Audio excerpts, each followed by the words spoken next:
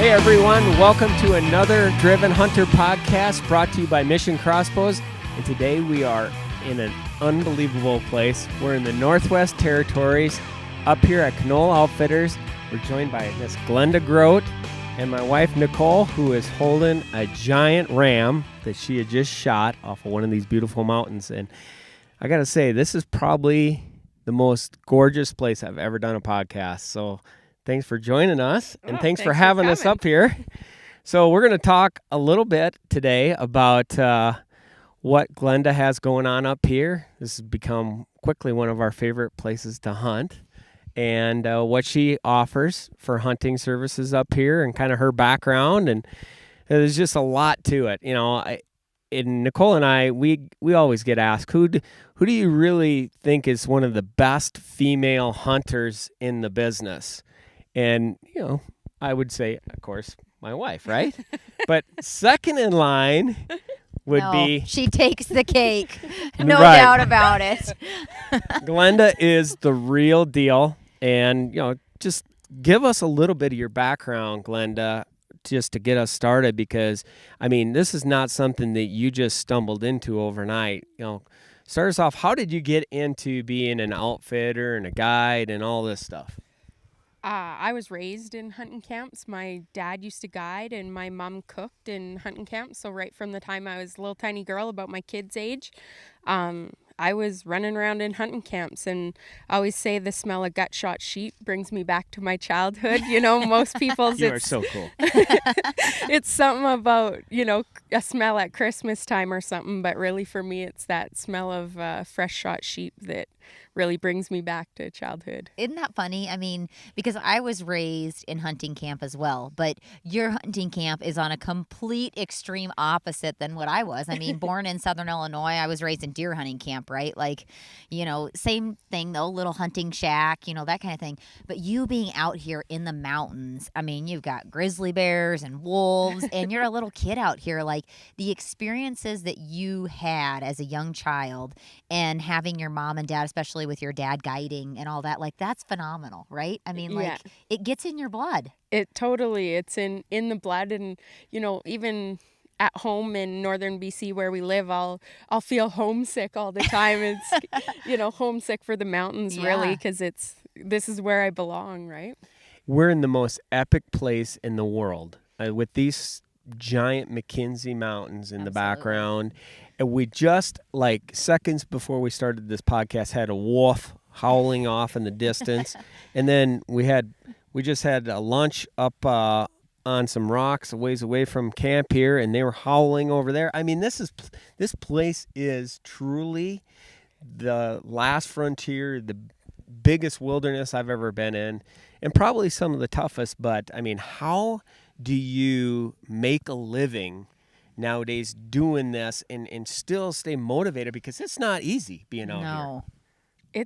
It's a passion, you know, like every day you get up and there's a lot to do around, but it doesn't feel like work. It feels like you're just, you know, everybody around here puts in their part, and I have a really good crew of guys around me that and the cook, I shouldn't leave her out. That's right. That, you know, everybody does their part and they pull their weight, and each one of us is here because we love it, and that's what really makes it work around here, is enjoying it and enjoying every bit of it. Right. I mean, it definitely has to be in your blood. I mean, we know, you know, Nicole and I know I love sheep hunting. I am not just mountain hunting, right? Like, the second that Pat and I started coming to the mountains, I was like, the highs and lows of what the mountains and the terrain will throw at you is addicting. Like, as crazy as that sounds, and it's not for everyone. You know, some people are like, there is absolutely no way I'd go to the mountains and go for 8 days without changing my underwear, taking a shower, whatever, you know. And some people are like, that sounds awesome, you know. So, I mean, it's one of those things that I think that once you get into it and you start doing it, it does become addicting. Like you said, like Pat was saying, how do you stay motivated every single day? Like, you know, I mean, we had a 12-day hunt, and I can't imagine, like, we're leaving and you have a whole new group of hunters coming in that you have to stay peppy for, because it's their first experience here, right, for the most part. So, you know, it probably is some days, especially when it's snowing sideways or cold and rainy outside, and you're like, oh. Yeah, it's those days where, you know, you lean on the other people around you, right? And it's everybody enjoying it and, you know, being a family out here. Even when you aren't blood related, you have so much in common with everybody who comes here, loves the mountains and loves being out here. And, you know, you hold on to those things instead of worrying about that storm or, you know, it'll pass eventually. So just holding on till you get to the other side. That's right. You know, back home, I mean, honestly, it's probably 90 degrees right now. Yes. And it's still summer. We come up here, and we've endured a couple different snowstorms during this last week. You know, it's been in single digits in the morning. It is cold, and it definitely will test you, especially if you're sleeping out there in that environment, like what we have to do, you know, because the best part about coming up here is, you know, like you just don't take a quad to go hunting, you know. Not like deer hunting. You pretty much, I mean, it's, well, you could, but you use these things that are attached to your body called your feet, and I mean, you don't get to the top easy. So, you know, it's just a crazy, you know, I guess Nicole said it best. It ain't for everybody, but it's a sense of endurance. But when you get to the top of that mountain and you look at the scenery and the sights below you, you get that. That's what really hooks you, you know? And it's a sense of accomplishment, you know, like you're climbing the mountain and you think your legs can't take another step and you aren't sure whether you're freezing cold or so hot because you're sweating so bad, but the wind is cold on you. And you know, like you get up there and you sit down and you look around and you just feel so accomplished and so good and take in all the beauty around you, and life is good. Yeah, and you're absolutely right. You know, this is our second year coming back here. And of course, last year I got my sheep on the second go round. I did not get one on the first go round. It's not that we didn't see a lot. We saw them, but they outsmarted us. Yeah. And that's part of hunting. But we came back and we got it done. Nicole stayed home during that time. But she said when I got back home, she's like, you know what? Next year it's my turn. And you guys worked out some sort of deal. And here we are back again. Well, actually, Pat, I got a text that you shot your sheep. And so I immediately texted Nicole and said, his is done. Now it's me and you's turn for next year. Right. That's right. And I thought, well, at least my wife will get a chance to, you know, endure some of that same stuff that I've went through over the years, and hopefully. Didn't she endure all this behind you on some of these hunts already? A few times, yeah. Amen to that. And I will be honest, like I told you, like pulling the trigger was absolutely phenomenal, right? But I think on a sheep hunt or just mountain hunt in general, everybody pulls the trigger because everybody has to climb up the same mountain that you did, right? And everybody has to endure the exact same elements that you have to endure. So it's not like it's just the hunter doing it. No. It's everybody that's involved. So it's definitely a team effort. Yeah. And I feel just as accomplished as when Pat went sheep hunting and, you know, didn't get one. No. If you hear a four-wheeler, our four-wheeler's coming into camp, dragging wood, and this is part of the daily activity here at Canole. Yep. They're gathering wood because if you don't have that, you're not going to stay warm at night. No. So, especially on years like this. Yes. So yeah, they're in every day. There's something to do around here. It's just like if when you live here in the north, you got your daily chores. Yeah. And that's so cool. Now, let's just dive a little bit into your past. So you started out as a guide, right? No, I started out as a cook in camps. Cook. Yeah. The hardest part, and then went to yeah. I started out as a cook, and I loved being outside, so I was either going out and getting horses or going along with the guides hunting, and they couldn't keep me in the kitchen, and I think they didn't think I was that great a cook, so I beg to differ. I've tasted your food. They decided to let me start guiding. I worked my way. I wrangled for a while, and then I started out by just scouting sheep, and they'd send me out scouting on my own, and then eventually into guiding, and here we are. That's crazy. I mean, you took a real shortcut to get, it didn't happen quite that easy, but no.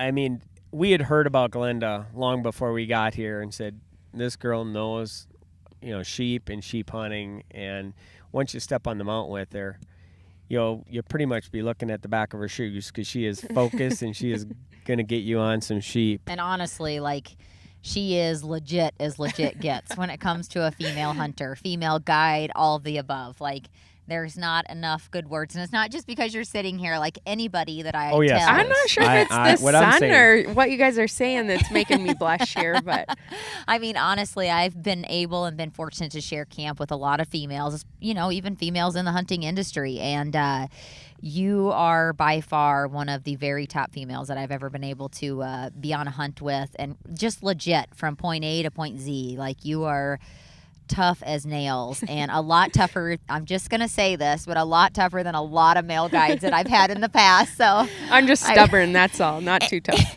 And I'm not just like, yeah, women rock, but I mean, like, I think it's awesome to be able to share camp, share mountain, the experiences, memories with another female.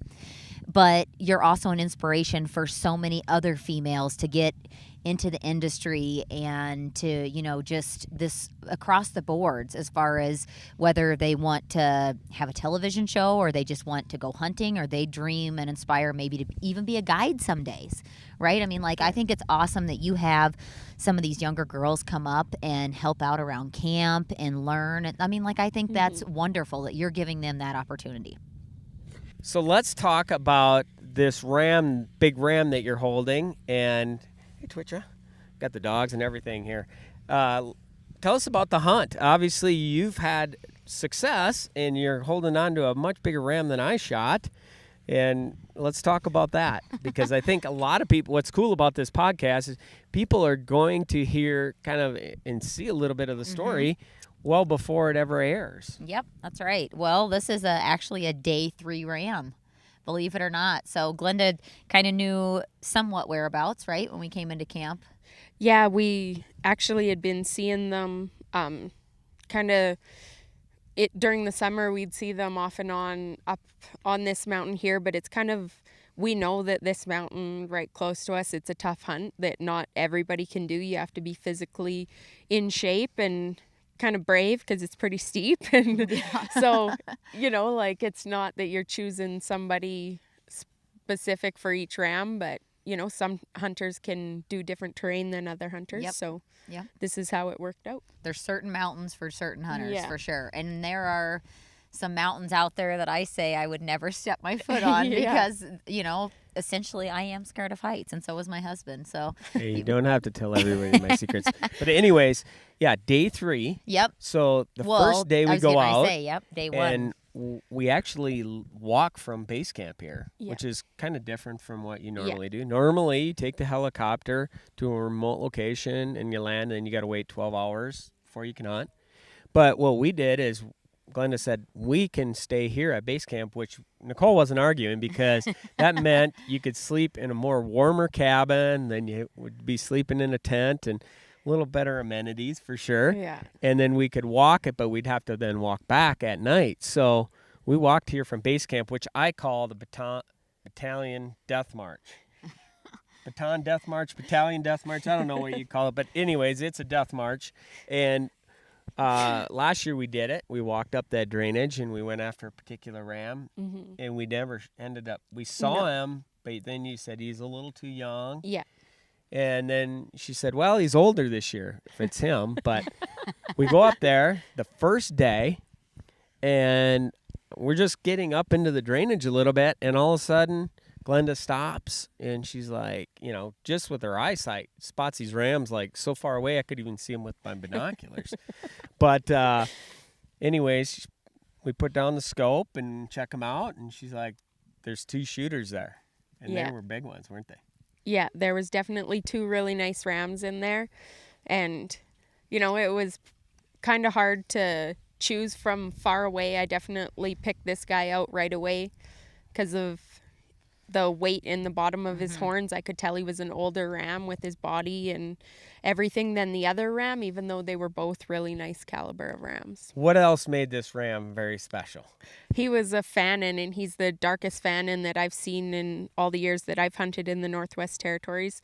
and he has black all through his cape. I used to guide over in the Yukon for stone sheep, and he's darker than some of the stone sheep I got over there. So So she has a $50,000 stone sheep. Is what you're telling me. yeah. He could qualify, couldn't he? Yeah, he definitely could qualify. He has black all through his cape and down his legs, and yeah. So after we're sitting there looking at him and judging him up, and I really like the one, and of course Glenda and There might have been Nicole, a dispute on the mountain. they really like the older one, and I mean I wasn't gonna argue with Glenda because she definitely knows the age, so she knows how to judge him. You argued a little. But I- Come on, Yes, that's Pat. right. I would have shot the younger one because he was, just a little more perfect. He wasn't broomed off, but that's just me. Some Yeah. people don't like shoot busted up tiny Yeah. deer, and I'm one of those kind of people. So, anyways, so what happened after we spotted them? Tell us a little story. So after we spotted them, they were actually in a really good place to stalk. So they were bedded down, which was perfect for us. We figured that they'd be bedded down because this was like mid-morning, and they'd be bedded down till they got up and fed a little bit at lunch. So we had some time. So we went around behind them and climbed up. And as we were coming across, And I mean climbed. yeah, we It climbed wasn't pretty just high. a little climb. It Yeah. was like a vertical climb. Yeah, and we were coming across the rocks in the last little piece to where we thought they were going to be just over. And one of the younger rams that hadn't been right with them in the morning came around the mountain, must have heard us coming through the rocks, and he came out at about 200 yards and turned around, and we knew that the younger ones had blew out for sure at that point, but we still had a little bit of hope. So we went over to where we thought they would be, and we kind of looked around a little bit, and here they had crossed the valley or crossed into the backside of the basin already and kind of went up high, and they were just bedded down there. So we watched them till about, just before dark, and then headed back to camp for the night because they weren't in a place that we could make a move at that point. So yeah, we came back to camp, and then the next day we figured we'd go out there and see what kind of position they were in at that point. And on the second day, it was pretty rainy, and we actually didn't see them at all. No. That was a long day. Yeah. We walked back up the same drainage and sat there thinking, well, maybe, like you've taught me, hey, and I've learned over the years in sheep hunting, I mean, they can still be there, and you might not Yeah. There's a see ton of them. area you can't see. Yeah, they got just hiding in a little fold or Yeah. crevice there, and until they feed out, and so we just sat there all day. Some of it during the rain. Yeah. Yeah, it rained quite a bit of the day, and we moved around a little bit to try and look into all the crevices, but mostly just sat still waiting for them to come out if they were still in there, and they weren't. So We walked back to camp. We walked back to camp. At that point, we figured they must have went over the top because they had been kind of high the night before when we seen them. So time to come up with a new game plan for the next day. Yeah, so we walk back to camp. We look around this mountain, and this mountain is not just a little mountain. It's a ginormous one. And Glenda says, well, I think they're on the backside. So you look at this mountain, you're like, well, to go around that backside is just not just an easy jog around the park. So anyways, we decide on day 3 to go around the backside, figuring that the sheep, like you said, had went over the top. Yeah. So then what happened on day 3? So we got up early because we knew we wanted to get, you want to get into the sheep country while they're still feeding in the morning, and then you watch them bed down so that you know where you're stalking to. If you're moving at the same time as the sheep, it doesn't always work out because you don't know where they're moving once you lose sight of them. So we got around there early, and I think we had them spotted by about 9:30 in the morning. Actually, we had them spotted, and they were in an absolute it was yeah.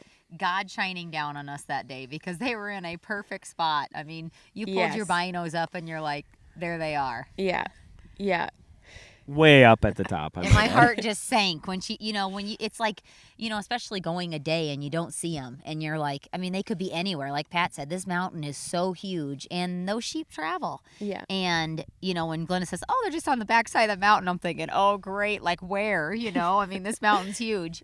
So there's no better feeling than when you do finally get your eyes on the, when the we went rams around that there you're- and you said there they are right there, it was almost like, wow. Yeah. Yes. That was nice because it was like Yeah. you knew they were there. And there's a lot of this mountain that's pretty cliffy, and they'd be in not a place you could stalk them, so you might have to wait them out. So that day when we went around there and looked, and they were in such a good spot that looked like we could get right up there to them, it was prime. It was go time.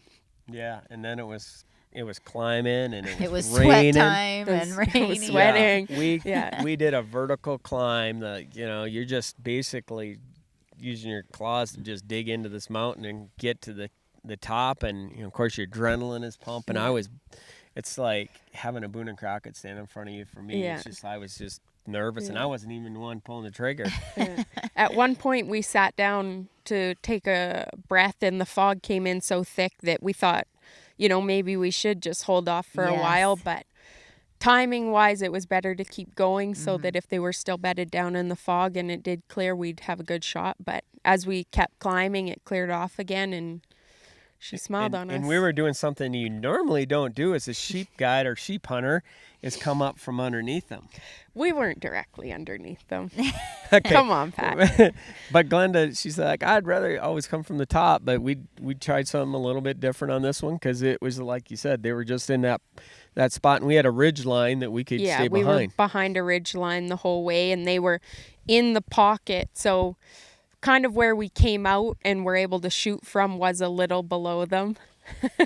Yeah, well, we saved ourselves a little bit of Right. few feet in elevation. When we got up there, it was awesome because, of course, everybody is just, at the top of adrenaline is just pumping, and you're nervous. We come over the top, and you're like, we got to get down and get in position because they were looking at us. They already had seen something. Well, when I looked over, the one was still bedded, and the other one was up feeding already. So at that point, I knew we had to kind of be fast, and Pat was slacking down at the bottom of the mountain there. I was filming. I'm just kidding. So at that point, Pat started coming up to us, and I looked over again, and the second one got up, and I said to these guys, like, no, we need to go now. All three of us, or all four of us, including the camera guy, is just going to pop over here at the same time. And it was as soon as we came over, because we were that little bit below them, and they did peg us right away. But once because we all came up at the same time, they just kind of stared at us, weren't really sure what we were, and gave us enough time to get a good shot on this old guy. So, like, you made the perfect shot, and I seen him tip over backwards on camera. I'm like, oh my gosh. And then he was like gone. Yeah, Then he what started happened? rolling down the mountain. I don't even know how far he rolled. Yeah, you guys were celebrating, and I was like, I gotta get up there and see where he goes so that we know, he right? He went out of sight for the rest of us, and I'm like, my adrenaline was rushing. Everybody always asks, do you fall apart before the shot or after? And I'm definitely an after the shot fall apart person.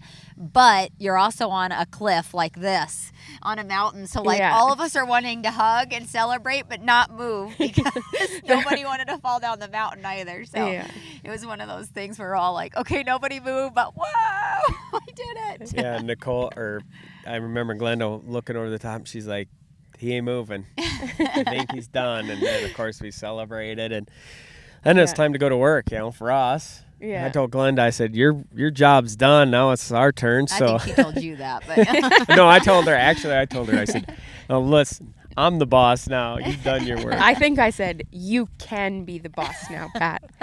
Oh, well. This is what I dealt with the whole trip, the bantering. It's like brother and sister. That's right.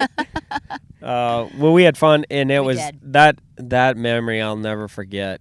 Just that whole experience, the climb to the ram, just the whole hunt itself. That's honestly what I think a lot of sheep hunters can always relate to is, like Nicole said earlier, the highs and lows of it, the amount of effort it takes to go after these critters in this environment is just truly, so rewarding when it finally culminates and you get your hands on something like that. And when you pick up that sheep, just this head alone right now that you're holding, I mean, It's how heavy is that Yeah. thing? Yeah. How heavy are they? I don't know. But they're darn heavy. Yeah. They're I mean, super. Tell us a little bit now. How old is this ram? And how do you tell? How would you judge like that ram? Like you know, people say, well, he's 10 years old, 11, 12. How old do they get? And tell me how you look at this ram and know that he's a big one and an old one.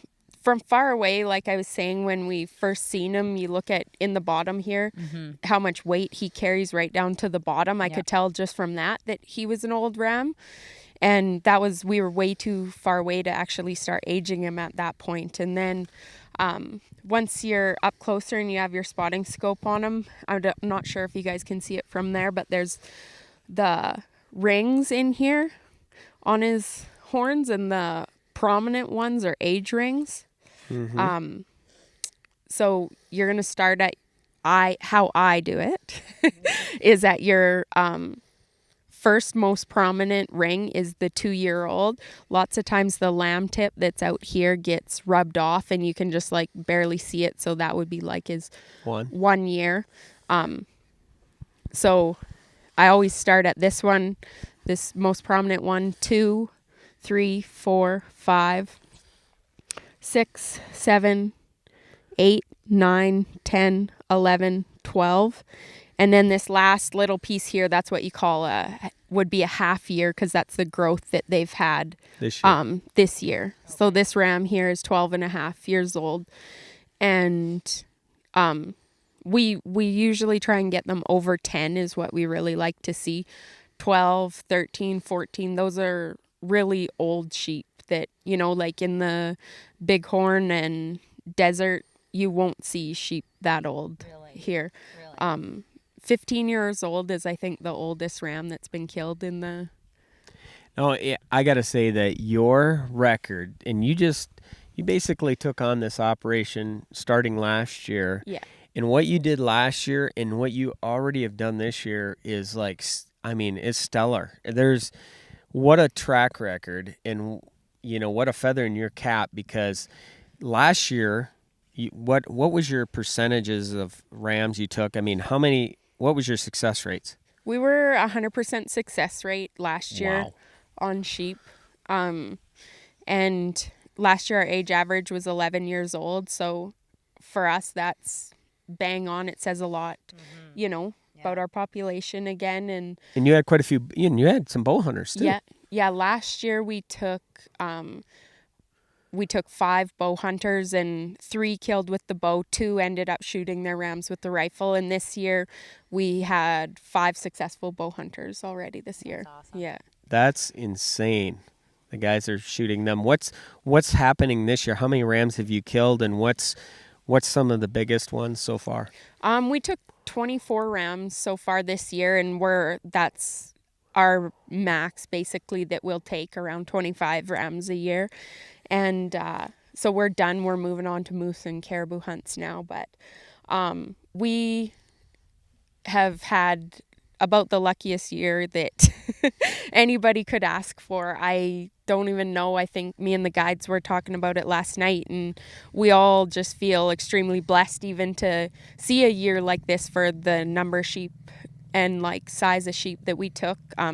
We have 7 rams that were over 40 inches this year. 7 over 40. Yeah. That is insane. That's a once in a lifetime thing. If we see it again in our lifetime, we'll be extremely blessed people. We feel pretty blessed just to have it once, you know? Somebody told me it's almost like turning the clock back to the 70s. Yeah. When there was absolutely very little hunting pressure ever in this, entire, part of the world. So it's like the 1970s of sheep hunting. Yeah, like my dad's here now, and I remember reading stories about the first year that he guided in the Yukon, and they took 22 sheep and 14 were 40 inches, and that's how I feel here today. Is like I always read those stories about my dad thinking, wow, like I wish I could have lived during those days to see all that. And now look. Yeah. And you're in your own, and you're making your own. Yeah. And you're doing it yourself. Like, you're the outfitter. Isn't that crazy? Do sometimes you have to wake up and pinch yourself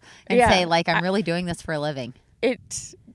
I don't know. It just doesn't ever really sink in. I just still feel like I'm one of the guys and one of the guides. And, you know, like it takes everybody to make the camp go round. Absolutely. And so I just feel like I'm one of everybody that makes it happen. And it's everybody here that has a part in the success, not just me. Hey, you're too humble, but I'm gonna start calling you the sheep goddess. That's a good name for her, actually.